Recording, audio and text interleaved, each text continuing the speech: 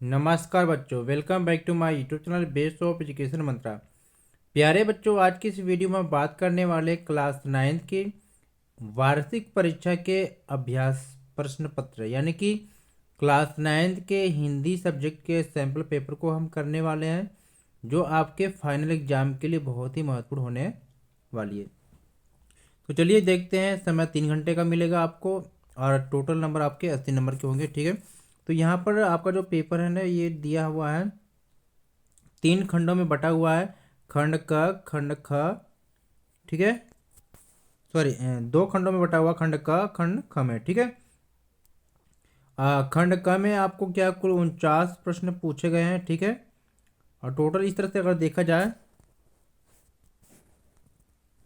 यानी टोटल आपको कितने 40 क्वेश्चन का आंसर आपको देना है। ठीक है, यानी कि हर पार्ट में क्वेश्चन ज़्यादा दिए गए हैं, लेकिन आपको 40 क्वेश्चन ही करने हैं। तो चलिए इससे फटाफट पार्ट फर्स्ट को करते हैं, खंड क को। खंड जो क आपका दिया गया, ये अपठित अंश है, यानी कि जिसको आपने पढ़ा नहीं होगा। ठीक है, तो इसमें आपको करना क्या, ये 10 नंबर का होगा। बच्चों यहाँ पर ध्यान देना आप।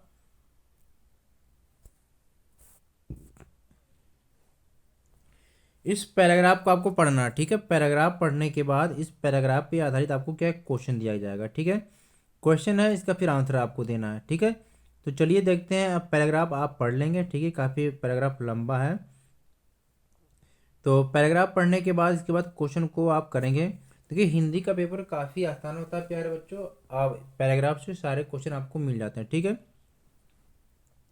तो इस पैराग्राफ को आप क्या है पॉज करके पढ़ लेंगे पूरा। ठीक है, आप पढ़ने के बाद फिर इसके बाद क्या है, आप क्वेश्चन के आंसर सीधे आप करते हैं। ठीक है, तो यहाँ पर पहला क्वेश्चन दे रखा है कि विश्व में भारत की छवि एक सौम्य देश की है। कथन पढ़कर सही विकल्प का आपको चयन करना है। ठीक है, जब ये पढ़ेंगे आप, तो इसी के आधार पे आपको क्या है विकल्प का पता चल जाएगा। ठीक है, तो सबसे पहले आपको करना क्या है, इन सारे कथनों को आपको पढ़ना है। ठीक है, जो सारे कथन दिया गया है ना, इन सबको पढ़ना आपको। तो पहला कथन पढ़ते हैं यहाँ पर कि लोकतंत्र अंतर्राष्ट्रीय सहयोग, स्थिरता और प्रतिबद्धता का समर्थक है। तो ये सत्य है। दूसरा देखा कि विश्व के संकटों को विश्व का साझा संकट मानता है। तो ये भी सत्य है। तीसरा है कि जो सैन्य शक्ति है लेकिन स्वभाव से आक्रामक नहीं। तो ये भी सत्य है। अगर तीनों कथन सत्य होता है तो ऑप्शन कौन सा यहाँ पर जाएगा, तो हम देखते हैं। तो यहाँ पर कथन यानी ग सही हो जाएगा, यानी कथन 1, 2 और 3 सही है, तो इसलिए कथन ऑप्शन जो ग सही हो जाएगा। ठीक है, चलिए सेकेंड क्वेश्चन को देखते हैं।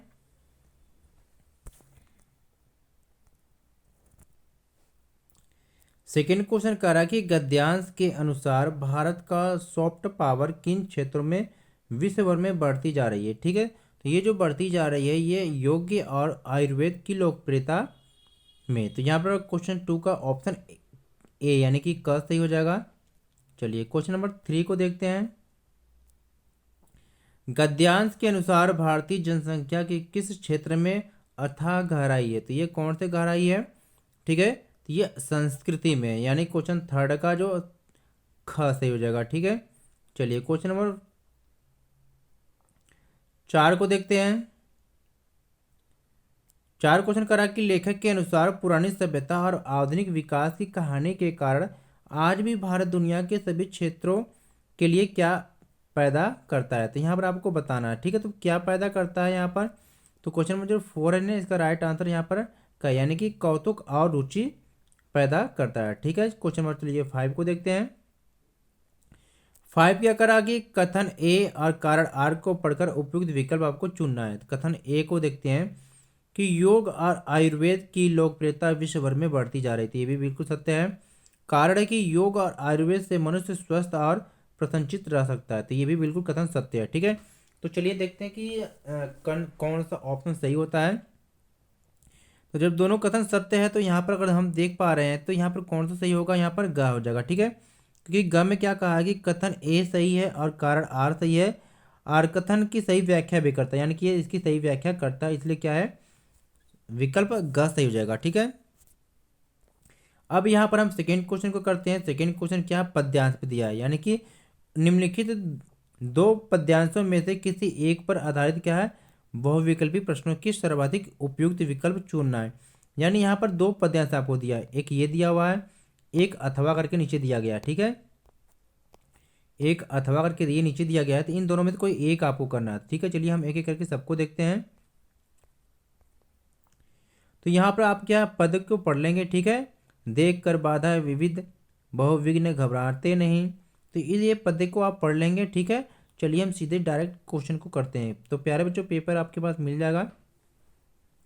यहाँ पर पहला क्वेश्चन दे रखा है कि कविता यानी इस कविता के केंद्रीय भाव हेतु दिए गए कथनों को पढ़कर सबसे सही विकल्प आपको चुनना है, ठीक है। तो सेकेंड क्वेश्चन का पहले में आपको आंसर आपका घ हो जाएगा सही। यानी यहाँ पर हम देखते हैं कि कौन सा कथन सही होने वाला, क्योंकि यहाँ पर कई है, ठीक है। यानी कि हमेशा भाग्य के भरोसे नहीं रहना चाहिए, तो ये भी बिल्कुल सत्य है। दूसरा है भाग्य का भरोसा करना अच्छी बात है, तो ये गलत है। भाग्य के भरोसे रहने से पछतावा होता है, तो ये भी गलत है। भाग्यवान सदैव कर्म करके रास्ता निकालते हैं, तो ये भी बिल्कुल ये सत्य है, ठीक है। तो यहाँ पर पहला और चौथा विकल्प सही है। तो ये पहला और चौथा विकल्प कहाँ पर दिया गया है? ऑप्शन घ में दिया गया, यानी ठीक है, पहले का घ है, ठीक है। सेकेंड क्वेश्चन है कि काव्यांश में कैसे दिन को कैसा होने की बात कही गई थी। सेकेंड क्वेश्चन का आंसर यहाँ पर क्या हो जाएगा, यानी कि बुरे दिन अच्छे होने की बात कही गई है, ठीक है। यहाँ पर तीसरे क्वेश्चन को देखते हैं कि कविता में कवि ने आज का काम कब करने की बात कही है। तो कविता में जो कवि ने आज के काम को कब करने की बात कही है, तो वो कहा है आज, यानी कि आज के काम को आज ही करने को कहा है कविता में, ठीक है। क्वेश्चन 4 यहाँ पर कहा रहा कि कवि क्या है, कवि भूलकर भी क्या नहीं करने की बात कर रहा है, यानी कवि क्या भूलकर भी नहीं करने की बात कर रहा है। तो क्वेश्चन 4 का जो राइट आंसर फर्स्ट है, यानी दूसरों का मुंह देखना, ठीक है। चलिए क्वेश्चन नंबर अब 5 को देखते हैं। 5 में क्या क्या कहा गया है कि चुनौतियों को स्वीकार करना ही मार्ग प्रशस्त करना है। तो कथन पढ़कर सही विकल्प का आपको चयन करना है। तो कथन यहाँ पर कहा है, ठीक है। कथन कर रहा है यहाँ पर कि संघर्ष से उपलब्धियां प्राप्ति होती है, ये सत्य है। चुनौतियां व्यक्ति को मजबूत बनाती है, ये गलत है। हमारा देश संघर्षशील लोगों का देश है, ठीक है। संघर्ष से व्यक्ति चिड़चिड़ा भी हो जाता है, ठीक है। तो ये क्या है, ये भी असत्य है।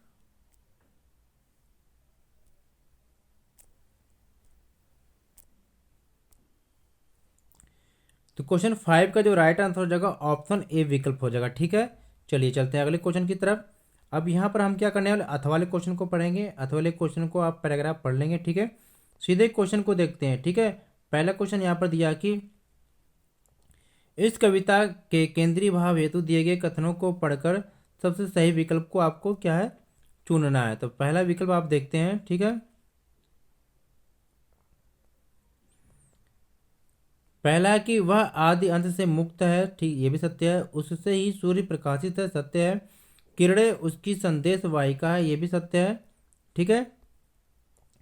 और फिर आगे दे रखा है कि उसका उपासक हमेशा से ऋणी है, तो ये भी सत्य है। तो यानी कि सारे के सारे कथन सत्य हैं, तो ख सही हो जाएगा, यानी कि कथन 1 और 2, 3 और 4 सही है, ठीक है। क्वेश्चन 2 को देखते हैं कि काव्यांश के अनुसार किसका रोम रोम तेरा चिर ऋणी है, ठीक है। तो ये किसका है, संपूर्ण सृष्टि का सही है, ठीक है। क्वेश्चन 3 का रहा कि काव्यांश के अनुसार उसके आगे क्या नन्ही बूंदे हैं। तो क्वेश्चन 3 का राइट आंसर कहा जाएगा, यानी कि आकाश गंगाएं, ठीक है। चलिए क्वेश्चन 4 को देखते हैं कि काव्यांश के अनुसार उसके चरणों को छूने कौन लालायित है, यानी कि काव्यांश के अनुसार उसके चरणों को छूने कौन लालायित है, ठीक है। तो 4 का घ हो जाएगा यहाँ पर हिमगिरी, ठीक है। चलिए क्वेश्चन 5 को देखते हैं कि हर किरण संदेश वाहिका और पवन उसके गीत गाता है। कथन पढ़कर सही विकल्प का आपको चयन करना है। तो यहाँ पर आपको देखना कि कौन सा कथन सही हो रहा है। ठीक है, तो यहाँ पर हम देखते हैं, वह सर्वशक्तिमान है। तो ये कथन सत्य है। वह सृष्टि का कर्ता, भरता और हरता है। ठीक है, तो ये भी सत्य है। वह भाईचारे का पालन नहीं करता। तो ये गलत है। प्रकृति भी उसकी वंदना करती, ये भी सत्य है। यानी कि पहला, दूसरा और चौथा ये कथन सही है। तो यहाँ पर जो विकल्प सही हो जाएगा, विकल्प घ सही हो जाएगा। ठीक है, विकल्प कौन सा सही हो जाएगा? विकल्प घ सही हो जाएगा यहाँ पर। यानी कि कथन 1, 2 और 4 सही है। ठीक है, चलिए क्वेश्चन नंबर जो 3 यहाँ पर दिया गया ये व्याकरण से संबंधित है। ठीक है, चलिए देखते हैं। निर्देशानुसार उपसर्ग और प्रत्यय पर आधारित 5 व विकल्पी प्रश्नों में से किन्हीं 4 प्रश्नों के आपको उत्तर लिखना है। यानी कि अब यहाँ पर हम क्या उपसर्ग और प्रत्यय पर आधारित जो प्रश्न को करने वाले हैं। ठीक है, तो यहाँ पर हम उपसर्ग और प्रत्यय को करने वाले हैं। ठीक है, चलिए पहले क्वेश्चन यहाँ पर देख रहे हैं बच्चों कि प्रस्थान, यानी कि प्रस्थान शब्द में आपको उपसर्ग बताना है। ठीक है, तो आप सभी जानते हैं कि जो उपसर्ग होता है ये मूल शब्द में लगा होता है, और उपसर्ग को अलग करने के बाद जो मूल शब्द बचा रहता है उसका कोई ना कोई अर्थ निकलना चाहिए। तो प्रस्थान में अगर प्र देखें हम, तो प्र क्या उपसर्ग हो गया। ठीक है, तो इसको हम जब अलग करते हैं तो जो उसका जो मूल शब्द होता है ये स्थान हो गया। ठीक है, यानी कि प्र को अलग करने के बाद जो स्थान है इसका भी कोई ना कोई एक अर्थ हो रहा है। ठीक है, तो इस प्रकार से क्या है, हम उपसर्ग की पहचान करते हैं कि उपसर्ग किस में लगा हुआ। ठीक है, तो पहले क्वेश्चन का जो राइट आंसर है यहाँ पर हो जाएगा, ये क्या हो जाएगा? ख, यानी कि प्रस्थान में जो उपसर्ग है ये प्र है। ठीक है, चलिए सेकेंड क्वेश्चन यहाँ पर कह रहा है कि अधि उपसर्ग वाला शब्द है, आपको बताना है। तो अधि उपसर्ग वाला जो शब्द होता है अधिगम होता है। ठीक है, चलिए क्वेश्चन नंबर 3 को देखते हैं। सजावट शब्द में प्रयुक्त प्रत्यय है। तो प्रत्यय क्या होता है? किसी के शब्द के लास्ट में लगता है, यानी कि अंत में लगाया जाता है। ठीक है, तो वो शब्द क्या होता है? सजावट में कौन सा प्रत्यय आ रहा है? आवट, यानी कि ऑप्शन ग सही हो जाएगा। ठीक है, चलिए क्वेश्चन 4 को देखते हैं यहाँ पर कि निम्नलिखित वाक्यों में प्रत्यय एवं मूल शब्द को सही विकल्प के रूप में आपको चुनना है। यानी कि उपसर्ग को भी देखना और मूल शब्द को भी इसमें देखना। ठीक है, तो क्या हो सकता है? मानव धन ई, यानी कि मानवीय, सॉरी इसमें कई ऑप्शन दे रखा है, तो आपको इस आधार पर आपको विकल्प को निकालना है। ठीक है, प्रकाश धन इत, यानी कि ये भी क्या प्रकाशित हो गया, ये भी सत्य हो जाएगा। ठीक है, तो इसमें भावुक धन ता, यानी कि भावुकता सही हो जाएगा। मानव धन ई, यानी कि मानवीय हो जाएगा। तो यानी कि पहला तीसरा और चौथा, यानी कि ऑप्शन घ यहाँ पर सही हो जाएगा। ठीक, क्वेश्चन 4 का घ। क्वेश्चन 5 को क्या आपको मिलान करना है। ठीक है, इसको मिलान करना है तो पहला अनुमान है। ठीक है, तो अनुमान का क्या होता है? इसमें क्या, अब मिलान जब करेंगे तो अनु प्लस मान, यानी कि अनुमान हो गया। ठीक है, सेकेंड प्रभाव है। ठीक है, प्रभाव का मिलान के प्र प्लस भाव। तीसरा का स्वदेश है, स्वदेश का क्या हो जाएगा? स्व प्लस देश, यानी कि आपको मिलान करना, यानी कि ऑप्शन यहाँ पर कौन सा सही हो जाएगा? तो इसका जो ऑप्शन सही होगा ये ऑप्शन घ सही हो जाएगा। ठीक है, पहले का तीसरा, दूसरे का पहले और तीसरे का दूसरा। ठीक है, चलिए अब इसी प्रकार से क्या है, क्वेश्चन नंबर हम 4 को भी देखते हैं। ठीक है, तो यहाँ पर जब हम देखेंगे क्वेश्चन 4 के लिए, इसमें कहा गया है कि निर्देशन से समास पर आधारित 5 बहुविकल्पी क्वेश्चन होंगे, या जिसमें से आपको 4 को करने होंगे। ठीक है, यानी कॉलम 1 कॉलम 2 को मिलान करना। ठीक है, कॉलम 1 में कहा गया कि महात्मा है। ठीक है, अब महात्मा का जो ये कौन सा समास होगा तो ये आपको बताना। तो महान है जो आत्मा, यानी कि कर्मधारय। माता पिता, यानी बीच में आप जो डैश देख रहे हैं, यानी कि माता या पिता। तो इस तरह के जो क्वेश्चन आते हैं वे द्वंद्व समास होते हैं। द्वंद्व चतुर्भुज, यानी कि जो संख्यावाची शब्द होते हैं वे द्विगु समास होते हैं। ठीक है, तो यहाँ पर इस हिसाब से अगर देखा जाएगा तो कौन सा विकल्प बिल्कुल सही होगा? तो इसके लिए विकल्प जो सही होगा ये ख है, यानी कि पहले का दूसरा, दूसरे का तीसरा और तीसरे का पहला। ठीक है। क्वेश्चन 2 है चौथे का, लंबोदर। लंबोदर समस्त पद का सही विग्रह, यानी कि लंबा है उदर जिसका। ठीक है, यानी कि ख सही हो जाएगा यहाँ पर। तीसरा दे रखा है कि नवरत्नों का समूह का समस्त पद होगा। तो नवरत्नों का जो समूह होता है उसे कहते हैं नवरत्न। ठीक है, तीसरे का ग। चौथा यहाँ पर दे रखा है कि तत्पुरुष समास का सही उदाहरण है। तो तत्पुरुष समास का जो सही उदाहरण यहाँ पर है वो कौन सा है, तो वो होगा आपका यहाँ पर ख, यानी अकाल से पीड़ित। ठीक है, यानी कि प्रथमा ने द्वितीया को, तृतीया से आपने तो कारक पढ़ा ही होगा। ठीक है, जो तत्पुरुष में आता है। चलिए, पांचवें क्वेश्चन यहाँ पर दे रखा है कि चंद्र है शिखर पर जिसके, यानी कि शंकर जी। ठीक है, कि ये विशेष अर्थ यहाँ पर देता है। तो इस तरीके के जो भी समास विग्रह होते हैं ये कौन से समास के अंतर्गत आते हैं, वे बहुव्रीहि समास में आते हैं, यानी कि क्वेश्चन 5 का घ। ठीक है, अब यहाँ पर क्वेश्चन नंबर 5 है, इसको देखना है कि 5 में कहा गया है कि निर्देशानुसार अर्थ के आधार पर वाक्य के भेद जो बताया गया है उसमें से 5 विकल्प बहुविकल्पी प्रश्नों में से 4 के आपको आंसर देना है। ठीक है, चलिए देखते हैं।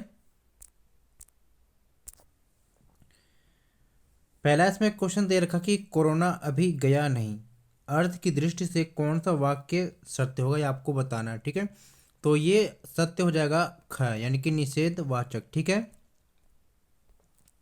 सेकेंड क्वेश्चन यहाँ पर है कि भारत विविधता में एकता वाला देश है, अर्थ की दृष्टि से वाक्य होगा आपको बताना है। ठीक है, तो सेकेंड क्वेश्चन का ऑप्शन क्या हो जाएगा कि विधान वाचक। ठीक है। क्वेश्चन थर्ड यहाँ पर कि प्रश्नवाचक वाक्य का सही उदाहरण होगा। तो प्रश्नवाचक वाक्य का जो सही उदाहरण है यहाँ पर ग है, निमिषारण्य किस राज्य में है। ठीक है, चलिए क्वेश्चन 4 यहाँ पर दे रखा है, मैं लिखता हूँ वाक्य का प्रश्नवाचक वाक्य में सही रूपांतर क्या है। तो क्वेश्चन 4 का जो राइट आंसर ऑप्शन गए, यानी क्या मैं लिखता हूँ क्वेश्चन मार्क। ठीक है, क्योंकि क्वेश्चन मार्क सिंबल आपको लास्ट में लगना चाहिए।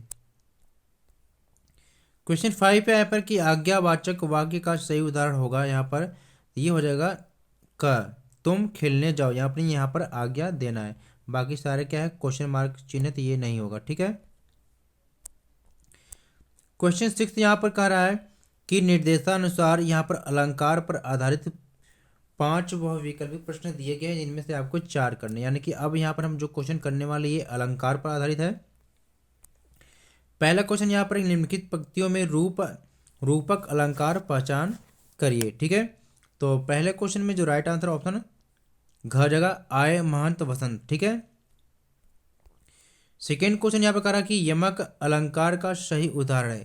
तो यमक अलंकार का जो सही उदाहरण है, तो सबसे पहले यमक अलंकार होता क्या है, जहाँ पर एक ही शब्द की बार बार आवृत्ति होती है और जो अर्थ होता है वो अलग अलग होता है। ठीक है, तो यहाँ पर कौन सा होगा, तो सेकेंड क्वेश्चन का जो यहाँ पर ऑप्शन है ये आपका घ हो जाएगा। ठीक है, यानी कि काली घटा का घमंड घमंड घटा। ठीक है। क्वेश्चन थर्ड यहाँ पर है कि निम्नलिखित में उपमा अलंकार आपको बताना है। तो उपमा का होता है कि दोनों की जब तुलना होती है, दो की जब तुलना होती है वहाँ पर। ठीक है, तो यहाँ पर कौन सा सही हो जाएगा, यहाँ पर आपका ऑप्शन ख सही हो जाएगा, मशक समान रूप कवि धरई। ठीक है, यानी कि मशक समान रूप कवि धरई।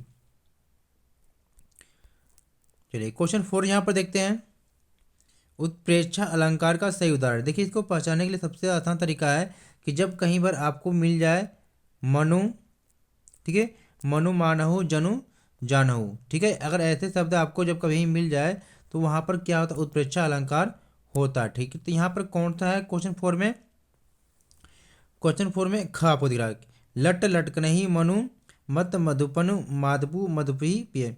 तो यहाँ पर मनु मनु मानहु जन जानहु ये आपका क्या है, पहचान है, यानी क्वेश्चन 4 का ख सही हो जाएगा। ठीक है। चलिए पांचवा देख रहे हैं कि जहां पर दो शब्द आए और दोनों का अर्थ अलग अलग हो वहां पर शब्द एक वहां शब्द एक के एक से अधिक आवृत्ति हो तो वहां कौन सा अलंकार होता है, वहां पर यमक अलंकार होता है, अभी हमने पढ़ा है। ठीक है, पांचवे का क। चलिए, अब यहाँ पर क्वेश्चन नंबर 7 में है कि जो पाठ्य पुस्तक पर आधारित है, तो इसे आप पैराग्राफ यानी गद्यांश को पढ़ लेंगे सही से। ठीक है, सीधे क्वेश्चन को करते हैं। क्वेश्चन नंबर 1 यहाँ पर दे रखा है कि गद्यांश के अनुसार जूता हमेशा किससे कीमती रहा है। तो यहाँ पर कौन सा हो जाएगा, पहले का ख यानी कि टोपी से। सेकेंड क्वेश्चन यहाँ पर है, लेखक के अनुसार एक जूते पर कितनी टोपियां न्यौछावर होती हैं। तो सेकेंड क्वेश्चन का जो आंसर है ऑप्शन घ यानी कि 2500। तीसरा क्वेश्चन है कि लेखक के अनुसार फोटो में किसका जूता फटा था। तो फोटो में किसका जूता फटा था, तो ये ऑप्शन दे रखा कि प्रेमचंद्र का। ठीक है, यानी क्वेश्चन नंबर 3 का क। चौथा यहाँ पर दे रखा है कि यह गद्यांश किस पाठ से लिया गया था। यह गद्यांश किस पाठ से लिया गया है, तो यह लिया गया है प्रेमचंद्र के फटे जूते से। ठीक है, क्वेश्चन 5 का रहा कि गद्यांश के अनुसार टोपी की कीमत कितनी बताई गई है। तो टोपी की कीमत बताई गई थी, यहाँ पर कितनी बताई गई थी बच्चों, 8 आने की। ठीक है, यानी कि पांचवे का ख। अब यहाँ पर 8वें क्वेश्चन को हम करने वाले हैं। गद्य पाठों के आधार पर निम्नलिखित दो बहुविकल्पी प्रश्नों के आपके क्या है, आपके उत्तर देने। ठीक है, दो बहुविकल्पी प्रश्नों के सर्वाधिक उपयुक्त जो विकल्प आपको देना है। पहला क्वेश्चन है कि महादेव वर्मा को काव्य प्रतियोगिता के पुरस्कार में क्या मिला था। तो महादेव वर्मा को काव्य प्रतियोगिता पुरस्कार में क्या मिला था, चांदी का कटोरा। ठीक है, दूसरा है ल्हासा की ओर पाठ में लेखक के घोड़े की क्या दशा थी। तो ये क्या थी कि वह बहुत धीरे धीरे चल रहा था, यानी कि 2 का क। चलिए, क्वेश्चन 9 को देखते हैं कि निम्नलिखित पठित पद्यांश पर आधारित वह विकल्पी प्रश्नों को आपको करना है। ठीक है, तो ये पद है, इसको पढ़ लेंगे यहाँ, क्योंकि यहाँ पर पढ़ने वाले नहीं हैं हम। सीधे क्वेश्चन देखते हैं। पहला क्वेश्चन ये दे रखा है, कैसी सड़क पर बच्चे काम कर रहे हैं। तो इसका जो राइट आंसर होगा ऑप्शन पहले का ख। दूसरा क्वेश्चन है कि हमारे समय की सबसे भयानक पंक्ति क्या है। तो दूसरे का हो जाएगा क। ठीक है, क्वेश्चन 3 यहाँ पर कि काव्यांश के अनुसार रंग बिरंगी किताबों को किसने खा लिया था। तो रंग बिरंगी किताबों को किसने खा लिया था, तो ये खा लिया था दीमकों ने। ठीक है, तीसरे का क। चौथा है काव्यांश के अनुसार किसमें ढह गई है मदरसे की दीवारें। तो 4 का जो राइट आंसर ऑप्शन ग जगह, यानी कि भूकंप में। पांचवा है कि इस पद्यांश के रचयिता कौन है, आपको ये बताना। तो इस पद्यांश के जो रचयिता थे वे कौन से थे बच्चों, क्या है, राजेश जोशी जी। ठीक है, चलिए अब क्वेश्चन नंबर 10 को देखते हैं यहाँ पर कि पद्य पाठों के आधार पर निम्नलिखित दो बहुविकल्पी प्रश्नों के सर्वाधिक उपयुक्त विकल्प आपको चुनना है। ठीक है, तो पहला क्वेश्चन यहाँ पर दे रखा है कि कैदी और कोकिला कविता में गहना किसको कहा है। ठीक है, तो वे कहा है आपको हथकड़ियों को। ठीक है, सेकेंड क्वेश्चन करा कि ग्राम श्री कविता के रचयिता का नाम आपको बताना है। तो ये कि सुमित्रा नंदन पंत जी है। तो प्यारे बच्चों, यहाँ पर हमने क्या है कि जो वह विकल्पी यानी कि खंड क के सारे क्वेश्चन को कंप्लीट कर लिया है। अब खंड ख से हम क्या है, खंड ख से जो सारा जो पार्ट है इसे क्या है, हम पार्ट 2 में हम लेकर आएंगे। ठीक है, यानी आगे की वीडियो को हम पार्ट 2 में कवर करने वाले हैं। तो प्लीज़ वीडियो को लाइक शेयर जरूर कर ले, और अगले पार्ट को देखने के लिए चैनल को सब्सक्राइब करके जरूर करें। ठीक है बच्चों, फिर मिलते हैं नई वीडियो के साथ, तब तक नमस्कार।